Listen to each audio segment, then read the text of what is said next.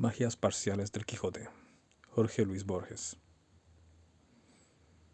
Es verosímil que estas observaciones hayan sido enunciadas alguna vez, y, quizás muchas veces, la discusión de su novedad me interesa menos que la de su posible verdad. Cotejado con otros libros clásicos, la Ilíada, la Eneida, la Farsalia, la comedia dantesca, las tragedias y comedias de Shakespeare, el Quijote es realista. Este realismo, sin embargo, difiere esencialmente del que ejerció el siglo XIX. Joseph Conrad pudo escribir que excluía de su obra lo sobrenatural, porque admitirlo parecía negar que lo cotidiano fuera maravilloso. Ignoro si Miguel de Cervantes compartió esta intuición, pero sé que la forma del Quijote le hizo contraponer a un mundo imaginario poético, un mundo real prosaico. Conrad y Henry James novelaron la realidad porque la juzgaban poética. Para Cervantes son antinomias lo real y lo poético. A las vastas y vagas geografías del Amadís opone los polvorientos caminos y los sórdidos mesones de Castilla. Imaginemos a un novelista de nuestro tiempo que destacara con sentido paródico las estaciones de aprovisionamiento de nafta. Cervantes ha creado para nosotros la poesía de la España del siglo XVII. Pero ni aquel siglo ni aquella España eran poéticas para él. Hombres como Unamuno o Azorín o Antonio Machado, enternecidos ante la evocación de la Mancha, le hubieran sido incomprensibles. El plan de su obra le vedaba lo maravilloso. Este, sin embargo, tenía que figurar siquiera de manera indirecta, como los crímenes y el misterio en una parodia de la novela policial. Cervantes no podía recurrir a talismanes o a sortilegios, pero insinuó lo sobrenatural de un mundo sutil, y por ello mismo más eficaz, íntimamente. Cervantes amaba lo sobrenatural. Paul Groussac en 1924 observó: con alguna mal fijada tintura de latín e italiano, la cosecha literaria de Cervantes provenía sobre todo de las novelas pastoriles y las novelas de caballerías, fábulas arrulladoras del cautiverio. El Quijote es menos un antídoto de esas ficciones que una secreta despedida nostálgica. En la realidad, cada novela es un plano ideal. Cervantes se complace en confundir lo objetivo y lo subjetivo, el mundo del lector y el mundo del libro, en aquellos capítulos que discuten si la bacia del barbero es un yelmo y la abarda un jaez. El problema se trata de modo explícito. En otros lugares, como ya anoté, lo insinúa. En el 6º capítulo de la primera parte, el cura y el barbero revisan la biblioteca de Don Quijote. Asombrosamente, uno de los libros examinados es la Galatea de Cervantes, y resulta que el barbero es amigo suyo y no lo admira demasiado. Dice que es más versado en desdichas que en versos y que el libro tiene algo de buena invención. Propone algo y no concluye nada. El barbero, sueño de Cervantes, o forma de un sueño de Cervantes, juzga a Cervantes.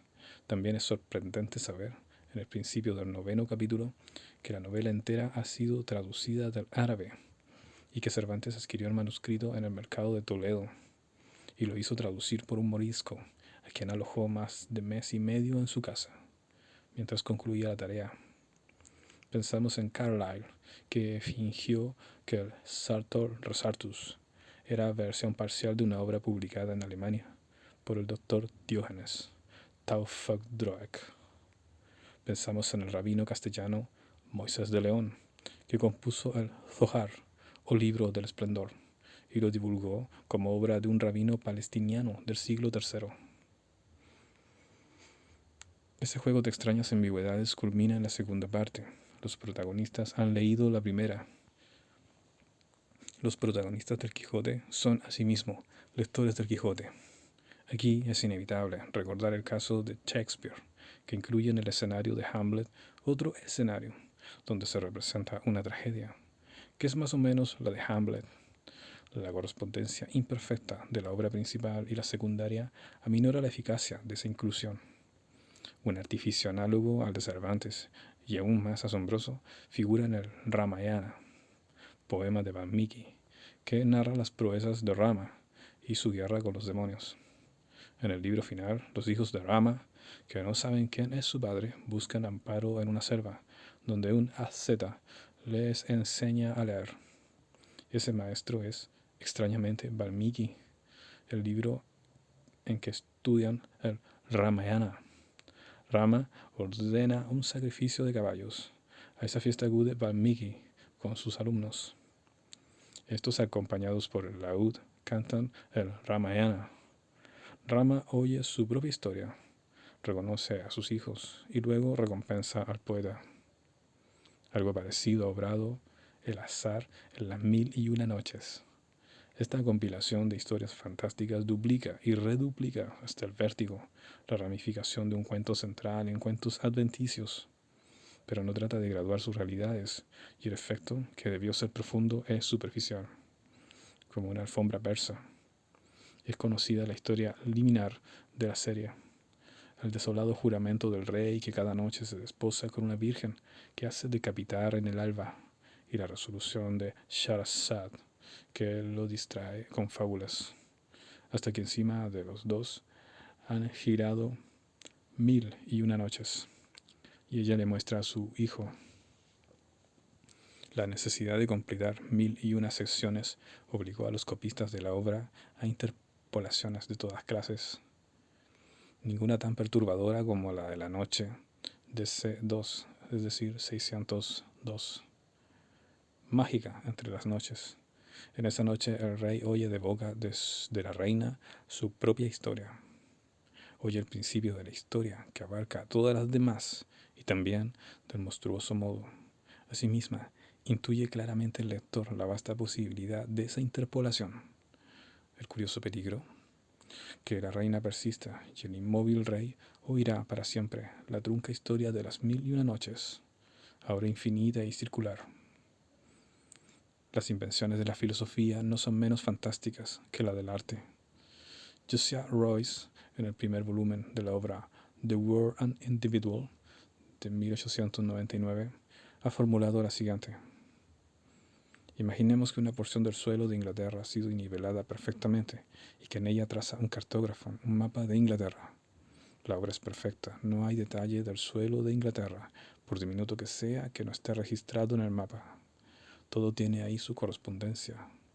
Ese mapa, en tal caso, debe contener un mapa del mapa, que debe contener un mapa del mapa del mapa, y así hasta lo infinito. ¿Por qué nos inquieta que el mapa esté incluido en el mapa y las 1001 noches en el libro de las 1001 noches? ¿Por qué nos inquieta que Don Quijote sea lector del Quijote y Hamlet, espectador de Hamlet? Creo haber dado con la causa. Tales inversiones sugieren que si los caracteres de una ficción pueden ser lectores o espectadores, nosotros, sus lectores o espectadores, podemos ser ficticios. En 1833, Carlyle observó que la historia universal es un infinito libro sagrado, que todos los hombres escriben y leen y tratan de entender, y en el que también los escriben.